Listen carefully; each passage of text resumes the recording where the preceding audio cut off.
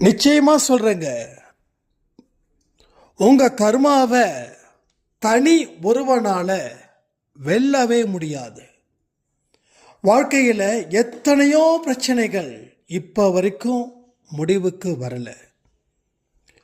உங்களுக்கு நல்ல மனசு இருக்குது, நீங்க உண்மையா இருக்கீங்க, நிறைய முயற்சிகள் செய்கிறீங்க. ஆனாலும் உங்களுக்கு அவப்பெயரும் தோல்விகளும் தர்ம சங்கடமும் தான் இருக்குது. நிச்சயமா இந்த பதிவு ஒரு பெரிய மாற்றத்தை ஏற்படுத்தியே தீரும். 2026 வெற்றி ஆண்டா கொண்டாடணும்னு அன்பே சாயில முடிவு பண்ணியிருக்காரு சாயப்பா. அடுத்தது இந்த 3 மிக மிக முக்கியம். இந்த 3ஐயும் எந்த ஒரு மனுஷன் சரியா பயன்படுத்துறானோ அவனுக்கு 2026 ஒரு பிரம்மாண்டமான வெற்றி விழாவாக வரும். 70 வயசுல ஒரு சாய்ராமுக்கு மிகப்பெரிய மாற்றத்தை சாய்பா ஏற்படுத்தியிருக்காரு. அப்போ உங்களுடைய வாழ்க்கையில அவருடைய பங்கு அப்படின்னு ஒன்று இருக்குது. ஆனா நீங்க அவரை அலட்சியப்படுத்துறதுல முதல் ஆளா இருக்கீங்க. உங்க மனசு எது மாதிரி செய்திகளை தேடுது தெரியுமா? எதெல்லாம் தர்மத்தை மீறி சில வார்த்தைகள் இருக்குதோ அதை கொண்டாடுது. நல்லவைகளை பார்க்கவோ கேட்கவோ உங்களுக்கு நேரமே இல்லை. அதனால தான் கடவுளும் உங்களுக்கு எந்த நேரத்தையும் கொடுக்கல. இப்போ மாறலைன்னா எப்பையும் மாற முடியாது. ஸோ அவர் இருக்கிறதும் உங்ககிட்ட இல்லாததும் உங்களுடைய கையில் தான் இருக்குது. தவிர உங்கள் கர்மாக்கள் உங்களை முடிக்கணும்னு நினச்சதுன்னா சட்டுன்னு முடிச்சிடும். இப்போ வரைக்கும் கர்மா உங்களை தொடாமல் இருக்குதுன்னா அதுக்கு காரணம் சாயப்பா உங்களை நோக்கி இருக்கிறாருன்னு தான். அப்போ அவருடைய பார்வை உங்கள் மீது படுவதற்கு முன் இந்த பதிவை கேட்டுடுங்க.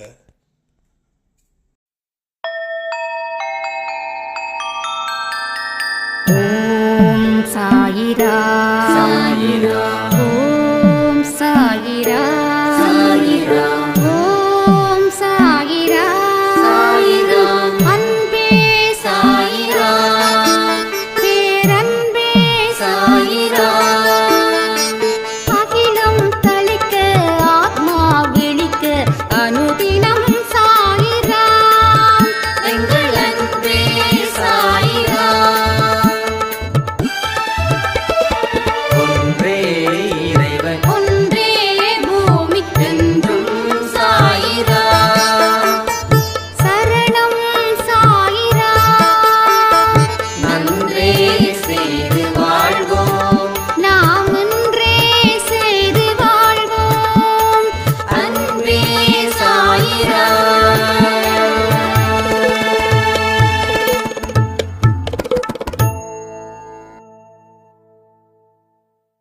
சாய்ராம். என் உயிரின் உயிரானவர்களே, என்னைக்கே சாயப்பாவுடைய பாதத்தில் நீங்க சரணாகதி அடையிறீங்களோ அன்னைக்கு உங்களை பிடிச்சிருக்கக்கூடிய அத்தனை தரித்திரங்களும் பலத்தை இழக்க செய்யும். இவருடைய பையன் இவங்கிட்ட எந்த பிரச்சனையும் வச்சுக்க கூடாதுன்னு நம்ம அப்பா மேல இருக்கக்கூடிய பயத்தை வச்சு அந்த ஊர்ல இருக்கிறவங்க நம்ம கிட்ட வம்பு தும்புக்கு வரமாட்டாங்க. ஒருவேளை நம்மளுடைய பேக்ரவுண்டு பலகீனமா இருந்துச்சுன்னா நிச்சயமா நம்ம கிட்ட நிறைய பேர் மோதுவாங்க. அதே தான் இங்கேயும் நடக்குது. எதுவுமே பண்ண வேண்டாங்க. நீங்க செய்யக்கூடிய ஒவ்வொரு செயலும் உங்களுக்கு வெற்றி பெறல, அதனால மிகுந்த துக்கத்தில் நீங்க இருக்கீங்க. சரியா? ஒரு பெரிய துக்கம் உங்களை தாக்குது, உங்களை அழிக்குது. சரிதானே? அப்ப இந்த துக்கத்துக்கு காரணமா இருக்கிறது என்னது? எதனால இந்த துக்கம் வந்தது? கண்டிப்பா அதுல கர்மாவும் கலந்திருக்கும், இல்லாம இல்லை. ஏன் ஒருத்தவங்களுக்கு பயம் இருக்குது, ஒருத்தவங்களுக்கு ஏன் பயம் இல்லை? ஏன் ஒருத்தவங்க 10 அடியில் வெற்றி பெறுறாங்க, ஒருத்தவங்க 1,00,000 அடி போனா கூட வெற்றி அடையல? அப்போ அங்க ஏதோ ஒரு விஷயம் இருக்குது, நடக்குது, அது அத்தனையும் முடக்குது, எல்லா விஷயத்தையும் முடக்குது. அப்ப என்ன அர்த்தம்? உங்க செயல் நல்லா இருக்கு, உங்க முயற்சி நல்லா இருக்கு, உங்க உழைப்பு நல்லா இருக்கு, இதை தாண்டி இந்த மூட நம்பிக்கையெல்லாம் வச்சிருப்பீங்களே, இந்த ஜாதகம், குறி, அது இது எல்லாமே நல்லா இருக்கு. அப்ப ஏன் இவ்வளவு பெரிய ஒரு பிரச்சனை முட்டுக்கட்டையா நிக்குதுன்னா அதுக்கு காரணம் கர்மா. அப்போ அந்த கர்மாவை ஒழிக்க முடியுமா? அதற்கு உருவம் இருந்துச்சுன்னா நாம 4 பேரை வச்சு அதை அட்டாக் பண்ண முடியும். அதுக்கு உருவம் இல்லை. அப்போ கடவுள் யாரு? உருவம் இல்லாதவர். அவரை நேரா பார்க்க முடியுமா? நேரா பார்த்து தொட முடியுமா? தொட முடியாது. அப்புறம் அவரும் உருவம் இல்லை. அப்போ கடவுளும் உருவம் இல்லாதவர், கர்மாவும் உருவம் இல்லாதது. அப்போ உருவம் இல்லாத ரெண்டு அவங்க 2 பேரும் மோதிக்கிட்டாதான் நமக்கு நன்மைகள் கிடைக்கும். அப்போ நம்மளுடைய உருவம் இல்லாத கர்மாவை நம்மளை வணங்கக்கூடிய உருவம் இல்லாத கடவுள் எதிர்த்து நின்று போராட வச்சா அந்த கர்மா பயப்படுமா, பயப்படாதா? கமெண்ட் பண்ணுங்க. கண்களை மூடி நான் சொல்றத கேட்டீங்கன்னா இன்னும் நிறைய விஷயங்கள் உங்களுக்கு புலப்படும். அப்போ எப்படி உருவம் இல்லாத ஒரு விஷயத்தை அழிக்க முடியும்னா, உருவமில்லாத கடவுள் ஆவியா நிற்கிறாரு, அவரை வச்சு நம்மளுடைய பாவியை அழிக்க முடியும். அதற்கு ஒன்னே ஒண்ணுதான் சரணாகதி. நீங்களா ஒரு விஷயத்தை முயற்சி பண்ணீங்கன்னா கடவுள் என்னமோ அவன் பண்றான், நான் எதுக்கு செய்யணும்?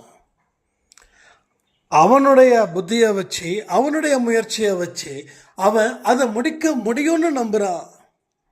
என்னை கூப்பிடல, என்னை அழைச்சாதானே நான் போவேன், அழைக்காம நான் எப்படி போக முடியும்? அதனாலதான் உங்க வீட்டில் இருக்கக்கூடிய சாயப்பா எந்த விதமான அசைவும் இல்லாமல், எந்த விதமான உணர்வும் இல்லாமல் அமர்ந்து கொண்டிருக்கிறார். அப்போ அவர்கிட்ட பாதத்துல உங்க தலை வைக்க ஆரம்பிச்சுட்டா உங்க வாழ்க்கையில அத்தனை பிரச்சனைகளும் தீரும். கோயிலில் போகும்போது நம்ம சாமி கும்பிட்றோம், கும்பிட்டதுக்கு அப்புறம் கீழே விழுந்து கும்பிடுமே, எதுக்காக? அவர் முன்னாடி நான் ஒன்றுமே இல்லை, எல்லாமே நீதான் அப்படின்றக்காக தானே கீழே விழுந்து கும்பிடுறோம். விழுந்து கும்பிடும் போது மட்டும் பரவச நிலை, வெளியில வந்ததுக்கு அப்புறம் உங்க அறிவு நிலையில நீங்க வாழணும்னு நினைக்கிறீங்களா? அறிவு இருக்கு, அறிவை பயன்படுத்தி தான் வாழ முடியும். ஆனா கண்ணுக்கு தெரியாத விஷயத்தை எப்படி அழிக்க முடியும்? அதை உணர்வுகள் மூலமாக மனசுல பதியப்பட்டு அங்க இருந்து ஒரு போர் நடக்கணும். அந்த போர்ல தான் நீங்க வெற்றி பெறணும். அப்போ அந்த போர் வெற்றி பெறணும்னா சாதாரணமா உங்களால அந்த போராட்டத்தை போராட முடியாது. அந்த போராட்டத்தை தலைமை தாங்கிறவர் ஒருத்தர் வேணும். அவர்தான் நமது சாயப்பா. அவர்தான் நமது சாயப்பா. அவருடைய முன் ஆலோசனையின்படியே போராட வேண்டும். எங்க கொண்டு வரன்னு தெரியுது அவங்க இந்த பாயிண்ட். மகாபாரதத்துக்கு இப்போ நம்ம கொண்டு வரோம். கிருஷ்ணர் இல்லைன்னா அர்ஜுனர் எதிரில் இருக்கக்கூடிய படையால் வீழ்த்தப்பட்டிருப்பார். ஏன்னா எதிரில் இருக்கக்கூடிய படைகள் இவங்க வச்சிருக்கக்கூடிய படையை விட 2 மடங்கு வாய்ந்தது. 2 மடங்குக்கு மேலே. நான் சொன்ன ஒரு எக்ஸ்ட்ரா பாயிண்டை வச்சு நான் சொல்கிறேன். ஆனால் அதிகமான படைபலம் இருக்குது. ஏன்னா அர்ஜுனர் புலம்புறாரு கிருஷ்ணர்கிட்ட, அவங்கக்கிட்ட அது இருக்குது, அவங்கக்கிட்ட இது இருக்குது, இவங்களை எப்படி போராட முடியும், இதெல்லாம் சொந்தம் இல்லையா, பந்தம் இல்லையா, அப்படி இவங்களை ஜெயிச்சு தான் நான் அரியணை ஏற்றுக்கணுமா, ஐயோ அப்படின்னு சொல்லி அலறாரு. கிருஷ்ணர் ஒவ்வொரு விஷயமா சொல்றது தான் பகவத்கீதை. அப்போ கிருஷ்ணர் தேரோட்டியா இல்லைன்னா அர்ஜுனர் அந்த எதிர்முனை தாக்குதலில் இருந்து வீழ்த்தப்பட்டிருப்பார், முடிஞ்சிருக்கும். அப்போ இன்னைக்கு வரைக்கும் அந்த அதர்மம் இன்னும் தலை தூக்கி இருக்கும்.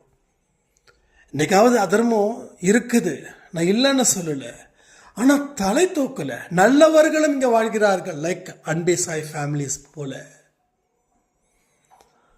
ரைட்டா? அப்போ நம்மளுடைய வாழ்க்கைன்ற போராட்டத்துக்கு முடிவு கட்டணும். முடிவு கட்டணும்னா வெற்றி முடிவு கட்டணும், தோல்வி இல்லை, வெற்றி முடிவு கட்டணும். அதற்கு என்ன தேவைப்படுது? அவருடைய துணை, அவருடைய பலம், அவருடைய பிளஸ்ஸிங், அவருடைய ஆலோசனை, இது எல்லாம் தேவைப்படுது. இது தேவைப்பட்டாதான் இங்க எல்லாமே நடக்கும். இல்லைன்னா எதிரில் நீங்க அவங்க முன்னாடி போயிட்டாவே எளிதில் வீழ்த்தப்படுவீர்கள். வீழ்த்தப்படுவதற்கு இதுதான் முதல் காரணமா இருக்கு. 2வது காரணம் போதிய அறிவு இல்லாதது. கடவுளுடைய ஆசீர்வாதம் இருக்கு, கடவுள்கிட்ட சரணாகதி அடைஞ்சிட்டீங்க, ஆனாலும் கடவுள் எத்தனையோ விஷயத்த உங்களுக்கு வாய்ப்புகளை கொடுக்குறாரு. உன்னோட அறிவை பலப்படுத்து, உன்னோட அறிவை பலப்படுத்து. இப்போ நான் அந்த பதிவில் சொல்றேனே, இதுவும் அவர் சொன்னது தான், அவர் சொல்லிக்கிட்டு இருக்கிறது தான். அறிவை பலப்படுத்து. நீ வந்துட்ட, என்னை வணங்கிட்ட, என் பாதத்தில் சரணாகதி அடைஞ்சிட்ட, ஆனா உன்னோட அறிவை பலப்படுத்தாம இருக்கிறியே. அறிவை பலப்படுத்து. உனக்கு போதுமான அறிவை நான் கொடுத்துருக்க. அறிவை பலப்படுத்தி போராடு. நீ அறிவை பலப்படுத்தினாதான் நான் என்ன விஷயத்த சொல்றேன் அப்படின்றது உனக்கு தெரியும். இல்லைன்னா ஒன்றும் தெரியாது, ஒன்றும் புரியாது. என்ன நடக்குது, என்ன நடந்துக்கிட்டு இருக்குதுன்னு நினைக்கிறதுக்குள்ள நீ காணாம போயிடுவ. இது சத்தியமான உண்மை. சரி, அறிவை பலப்படுத்தியாச்சு, அவர்கிட்ட சரணாகதி தத்துவத்தை அடைஞ்சாச்சு, அந்த அவரோட காலில் நம்ம தலையை வச்சாச்சு. 3வது ஏதாவது இருக்குதா? அன்பை சாய் குடும்பத்தில் இருக்கிறவங்களுக்கு தெரியும். 3வது என்னங்க? கமெண்ட் பண்ணுங்க, சட்டுன்னு கமெண்ட் பண்ணுங்க. நான் சொன்னதை கேட்டுட்டு கமெண்ட் பண்ணக்கூடாது. முதல்ல என்ன பண்ணோம்? அவரோட பாதத்தில் தலையை வச்சோம். ஸோ சமாதானம், சரணாகதி எல்லாதும். அடுத்தது என்ன பண்ணோம்? அறிவை பயன்படுத்தணுமா? அறிவை பயன்படுத்தணுமா? அறிவை பயன்படுத்தியாச்சா? அடுத்தது என்ன? அடுத்தது என்ன? இதை சொல்லுங்க. அடுத்தது என்ன தெரியுமா? அனுபவம். அந்த அனுபவம் எப்படி வந்திருக்கும் தெரியுமா? தோல்விகளாலையும் அவமானத்தாலையும். அந்த அனுபவம் இங்க போடணும். அந்த அனுபவத்தை வச்சும் உங்க வரும் நாட்களை, நிகழ்காலத்தை வச்சு செயல்படணும். இப்போ நான் சொல்றேனே, என்னோட லைஃப் எப்படி இருக்கும் அப்படின்றத நான் இன்னைக்கு இருக்கக்கூடிய சிச்சுவேஷனை பேஸ் பண்ணி சொல்ல முடியும். இன்னைக்கு இருக்கக்கூடிய சிச்சுவேஷனை பேஸ் பண்ணி எப்படி சொல்ல முடியும்னா, பாஸ்ட் லைஃப்ல இருக்கக்கூடிய எக்ஸ்பீரியன்ஸ். அப்போ அங்க என்ன நடந்துச்சு? தோல்வி. அங்க என்ன நடந்துச்சு? கண்ணீர். அங்க என்ன நடந்துச்சு? அவமானம். இந்த 3 விதத்தில் பாதிக்கப்பட்டு அதன் மூலமா பெறப்பட்ட அனுபவத்தை இங்க மூன்றாவதாக நாம பயன்படுத்துறோம்.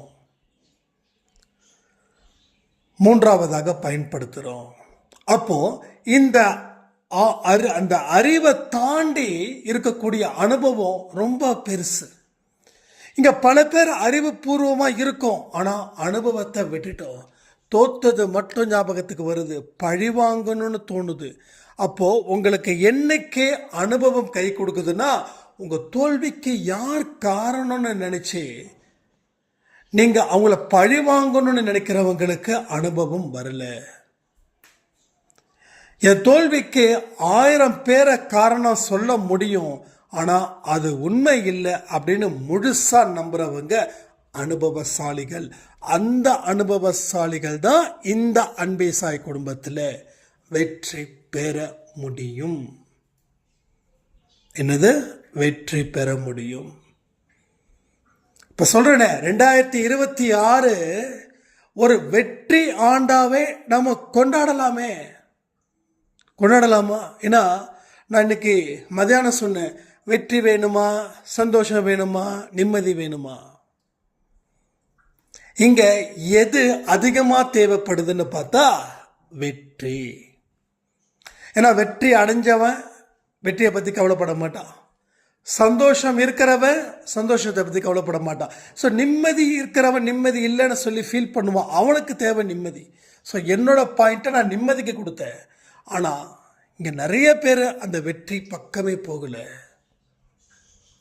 ஒரு சாய்ராம் சொல்றாங்க, தூங்கி எழுந்திருச்சு காலையில் கண்ணை முழிச்சு பார்த்தா பயமா இருக்குது, இன்னைக்கு இருக்கக்கூடிய பிரச்சனைகளை எப்படி சமாளிப்ப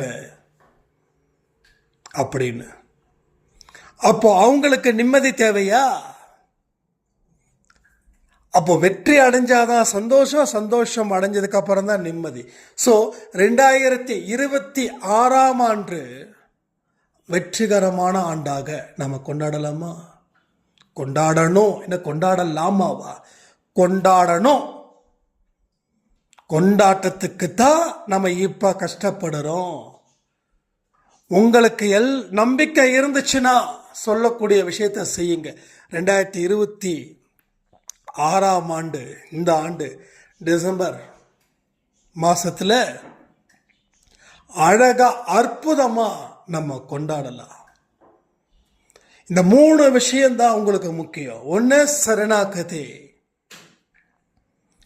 2வது அறிவு, 3வது அனுபவம். இந்த 3த்தையும் 30% வைக்கலாம்.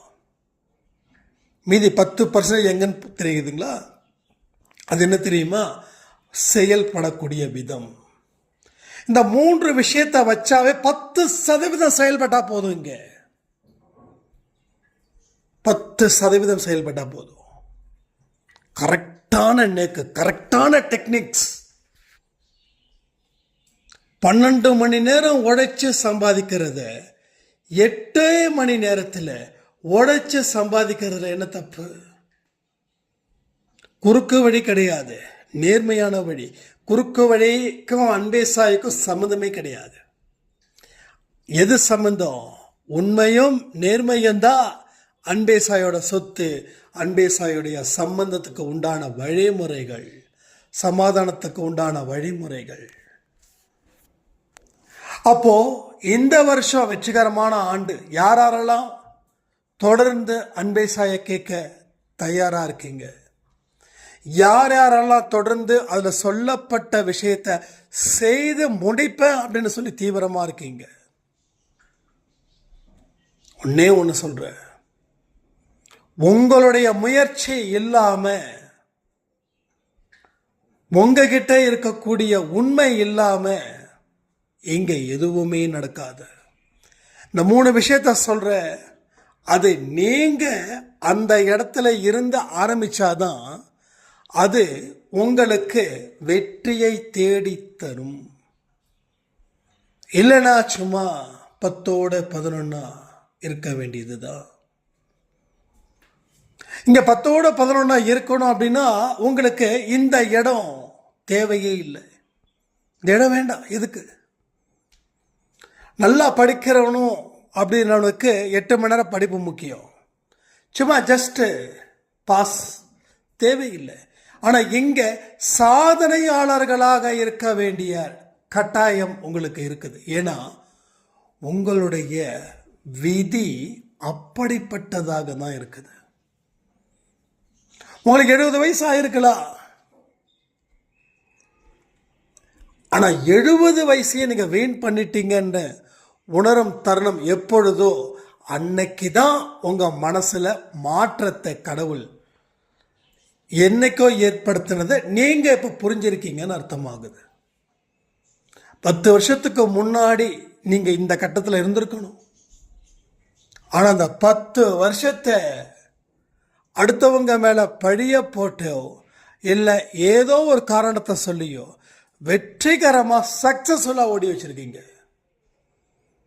தேட்டரில் ஒரு படமே ரிலீஸ் ஆகலை, அந்த படத்தை 100 நாள் கொண்டாடுறது போல. அதாவது உங்களுக்குள்ள எந்த விதமான காட்சியும் மாறலை. ஆனால் நீங்கள் 10 வருஷமாக காட்சி மாறினது போல, அதன் மூலமாக சக்ஸஸ் அடைஞ்சது போல நீங்கள் இருந்துட்டீங்க. உள்ளே வந்து பார்க்கும்போது தான் தெரியுது இங்கே ஒன்றுமே இல்லைன்னு. அப்போ உங்களுக்குள்ள அந்த 10 வருஷத்தில் தேடுறீங்க, கண்ணீர் விடுறீங்க. ரைட்டா? நிறைய பேர் நான் வாழ்க்கை மிஸ் பண்ணிட்டேன், 10 வருஷம் போச்சுன்னு ஒரு சாராம் கதறி அழுவுறாங்க. எனக்கு உண்மையிலே சொல்கிறேன், அவங்க கதறி அழுவும்போது எனக்கு அவ்வளோ சந்தோஷம். ஏன்னா நீங்கள் திட்டுறீங்களா என்ன? எப்பா ஒருத்தவங்க கதறி அழுவுறாங்க, நீ என்னப்பா சிரிக்கிற அப்படின்னு. ஏன் தெரியுமா? இந்த உண்மையை இவங்க புரிஞ்சுக்கிட்டாங்களே இப்பொழுதாவதுன்னு சொல்லி அந்த சந்தோஷம். இன்னும் எத்தனையோ பேர் அந்த உண்மை புரியலைங்க. அன்பேசை பார்க்காம என்னுடைய சில உறவுகள் இருப்பாங்கல்ல, அவங்க வந்து என்கிட்ட என்ன தெரியுமா சொல்கிறாங்க, இப்போ வரைக்கும் நம்ம அன்பேசாயில் சொன்ன எந்த ஒரு விஷயமும் அவங்க 1% அவங்க ஆழ் மனசில் வைக்கல, அவங்க ஆழ் மனசில் வைக்கல. எனக்கே ஆச்சரியம், என்னோட வயசில் பெரியவங்களா இருக்காங்க. ஸோ என்ன அப்படின்னு, அப்போது இவங்க 10 வருஷம் என் வாழ்க்கையை இப்படி பண்ணிட்டேன், இப்படி தொலைச்சிட்டேன் அப்படின்னு சொல்லி அழும்போது எனக்கு சந்தோஷமாக இருக்குது. ஏன்னா இன்னைக்கு நீங்கள் உங்களை தாண்டி இருக்கக்கூடிய உறவுகளை ஜஸ்ட்டு நீங்கள் ட்ரை பண்ணி பாருங்கள். அவங்க எந்த வழியில் போகிறாங்க, அவங்க எந்த மனசில் வாழ்ந்துக்கிட்டு இருக்காங்க, அவங்க எந்த நினைப்பில் இருக்கிறாங்க. அவங்கெல்லாம் எப்படி இருக்காங்க தெரியுமா? ஆகாயத்தில் அரண்மனை கட்டுறாங்க, வீடு கட்டல, அரண்மனை கட்டுறாங்க. அது உண்மைன்னு நினச்சி அந்த அரண்மனைக்குள்ள ஒரு பெட்ரூம் இருக்குது, ஒரு ஹால் இருக்குது, ஒரு டைனிங் ஹால் இருக்குது, ஒரு நீச்சல் குளம் இருக்குது, அந்த அரண்மனையை தாண்டி 2-3 யானை இருக்குது, பூனை இருக்குது, 1000 வேலையாட்கள் இருக்கிறாங்க அப்படின்னு சொல்லி ஒரு ராஜா வாழ்க்கையை நான் வாழ்ந்துட்டு இருக்கேன் அப்படின்னு. இது உண்மை, நான் சொல்றது எதுவுமே பொய் இல்லை. ஆனால் இன்னைக்கு இந்த இடத்துல வந்து இப்படிப்பட்ட ஒரு அழுகையை அழுகுறாங்கன்னா, கடவுள் என்னைக்கோ கொடுத்த ஒரு மாற்றத்தை இன்னைக்கு இந்த ஜென்மத்திலேயே புரிஞ்சுக்கிட்டாங்களே, எவ்வளோ சந்தோஷம். ஒருவேளை இந்த ஜென்மத்தில் இதை புரிஞ்சுக்கல, ஒரு 90-95 வயசில் இயற்கை எழுதினாங்கன்னா அடுத்த ஜென்மத்தில் இதை புரிஞ்சுக்கிறதுக்கே பல வருஷம் ஆகும். ஆனால் இப்போ 70s அண்டர்ஸ்டாண்ட் பண்ணிக்கிட்டாங்க. அப்போ அவங்க மனசு, எண்ணம், புத்தி, சொல், செயல், அவங்க பார்க்குற பார்வை, பிரபஞ்ச ஆக்டிவிட்டீஸ் எல்லாமே அவங்க எதை பற்றி புரிஞ்சுக்கிட்டாங்களோ அதை பேஸ் பண்ணி மாறும். கிரகம் மாறுதா? கிரகம் மாறுதா இல்லையா? அதுபோல் மனசு மாற்றம் வரும்போதும் கிரகம் மாறும்போது எந்தெந்த வினைகளை நமக்கு கொடுக்குதோ அதை விட மோஸ்ட் பவர்ஃபுல் மைண்ட் தாட்ஸ் வந்து சேரும். அப்போது இந்த ஜென்மத்தில் அவங்க புரிஞ்சுக்கிட்டது அடுத்த ஜென்மத்தில் எளிதில் கடக்கலாம். அவர்களுடைய வாழ்க்கையில் இருக்கக்கூடிய கஷ்டங்களை, தர்ம சங்கடங்களை, தோல்விகளை, அவமானங்களை. ஸோ ரெடியாக இருப்பாங்க.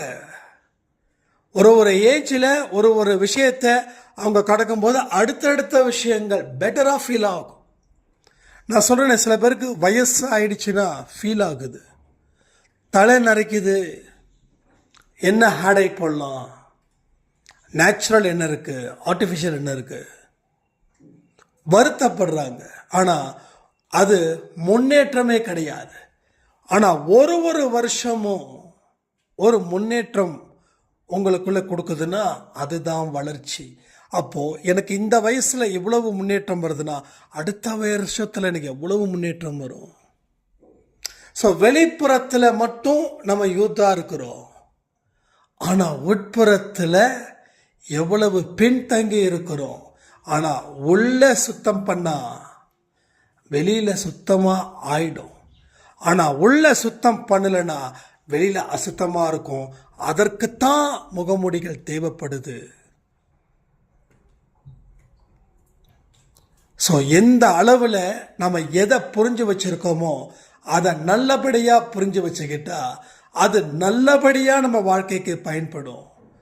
அதற்கு ஆப்போசிட்டாக இருந்துச்சுன்னா இப்போ இந்த நிமிஷம் நீங்கள் சில பிரச்சனைகளை, சில துன்பத்தில் அடைப்பட்டு மிதிப்பட்டு கண்ணீர் விட்டு இருக்கீங்களே, இதுதான் தொடர்ந்து நடக்கும். ஸோ நல்லா புரிஞ்சுக்கணும். இந்த பதிவு ரொம்ப ரொம்ப ரொம்ப ரொம்ப ரொம்ப ரொம்ப இம்பார்ட்டண்டான பதிவு. இதை நீங்கள் மிஸ் பண்ணுறதும் மிஸ் பண்ணாததும், கால்வாசி பார்க்குறதும் அரைவாசி பார்க்குறதும் முழுசாக கேட்குறதும் உங்களுடைய சைடில் தான் இருக்குது எல்லாமே. ஸோ ஒன்று மட்டும் புரிஞ்சுக்கணும், எதுவுமே கண்ணை மூடி கண்ணை திறக்கிறதுக்குள்ளே நடந்துடாது. உங்கள் அறிவு கண்ணை, உங்கள் மனக்கண்ணை திறக்கணும், புரிஞ்சுக்கணும். ஏன்னா இப்போ தான் நம்ம பார்க்குறோம் இந்த உலகத்தையே, இப்போ தான் இந்த உலகத்தையே பார்க்குறோம். இந்த உலகத்தை பார்க்குறோம், இந்த உலகத்தில் இருக்கக்கூடிய தன்மைகள் அறிஞ்சுக்கிறோம். அதற்கு தகுந்த மாதிரி நம்ம மனநிலையை மாற்றிக்கிறோம், அதற்கு தகுந்த மாதிரி எண்ணங்களை உருவாக்குறோம், அதற்கு தகுந்த மாதிரி செயல்களை செயல்படுத்துகிறோம், அதற்கு தகுந்த மாதிரி வாழ்க்கையை வாழ முயற்சி செய்கிறோம். அப்போது விதை போடணும், செடியாகணும், மரமாகணும், பூவாகணும், காயாகணும், கனியாகணும். அதானே இயற்கை கொடுத்துருக்கக்கூடிய பாடம். ஸோ அப்படி தானே நம்ம வாழ்க்கையும் இருக்கும். என்ன அது மரம், நம்ம மனுஷன், அதுக்கு 5 நமக்கு 6, அவ்வளோதான் வித்தியாசம். அதுக்கு இருக்கக்கூடிய பொறுமை கூட ஆறறிவு அற்புதமான ஆற்றல் கொண்ட மனுஷனுக்கு இல்லை. எங்கேயாவது ஷார்ட்கட் இருக்கா? இவர் என்ன மனசை மாற்றணுன்றாரு, எண்ணங்களை புதுசாக சேர்க்கணுன்றாரு. நாளைக்கு காலையில் வீட்டில் ஒருத்தன் பிரச்சனை பண்ண போகிறான், அவன் என்ன பண்ண போகிறான், ஏது பண்ண போகிறான்னு தெரியல. இவர் பாட்டுக்கும் விதை போடணுன்றாரு, காயாகணும், கனியாகணுன்றாருன்னா அவன் அவ்வளோதான் அப்படின்ற மாதிரி நினைக்கிறவங்களுக்கு எந்த சொல்யூஷனும் கிடையாது. நீங்கள் யோசிச்சு பாருங்களேன், எந்த வழி? அவன் வரான்னு சொல்லிட்டு நீங்கள் வீட்டை லாக் பண்ணிட்டு போகிறது தவிர வேறு எதையுமே செய்ய மாட்டீங்க. அவன் வந்தான், நின்னான், பார்த்தான், வீடு லாக் ஆகிருது, போயிட்டான். அடுத்த நாளும் வந்தான், நின்னான், பார்த்தான், வீடு லாக் ஆகிருது, போயிட்டான். அடுத்த 3வது நாள் வந்தான், நின்னான், பார்த்தான், பக்கத்து வீட்டுக்காரன்ட்ட கேட்பான், எங்கெங்க அவங்க நேற்றுலாம் வீட்டு தானே இருந்தாங்க. சரிங்க, எப்போங்க வருவாங்க? அவங்க ஒரு 10 மணிக்கு வந்துடுவாங்க. அடுத்த நாள் நீங்கள் வந்தால் போயிடுவீங்க, 10 மணிக்கு வருவீங்க. அவன் கரெக்டாக 10 மணிக்கு தெரு முக்கில் நிற்பான். இப்போ வந்தான், நின்னா, உங்களை பார்த்தா, உங்கள் சட்டப்பையை பிடிச்சி உங்களை கேட்டால் அந்த வார்த்தைகள் தெருவே கேவலமாக பார்க்குது உங்களை. ஸோ இதுதானே நடக்குது. அதுக்கு நாளே வந்தான், பார்த்தான், நின்னான். அப்போவே சொல்லியிருந்தா ப்ராப்ளம் இல்லைல்ல. ஸோ ப்ராப்ளத்தை ஃபேஸ் பண்ணுறதை தாண்டி எதையுமே உங்களால் சக்ஸஸ் பண்ண முடியாது. ப்ராப்ளத்தை ஃபேஸ் பண்ண தான் உங்கள் மன உறுதி அதிகரிக்குது. அது நல்ல நல்ல வழிகளை ஏற்படுத்துது. அந்த வழியில் நீங்கள் ட்ராவல் பண்ணுறீங்க. இதுதான் நடக்குது, இப்படி தான் நடக்கும். புரிஞ்சுக்கிட்டவங்களுக்கு வாழ்க்கை ஈஸி, புரியாதவங்களுக்கு வாழ்க்கை கஷ்டம்னு சொல்லி இந்த பதிவை நான் முடிக்கிறேன். ஜெய் சாய்ராம்.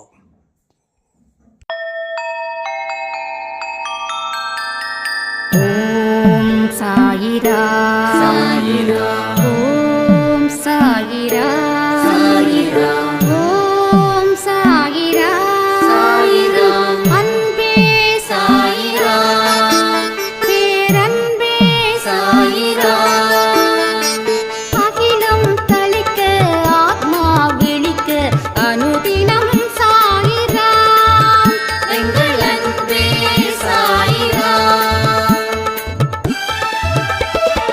ஒன்றே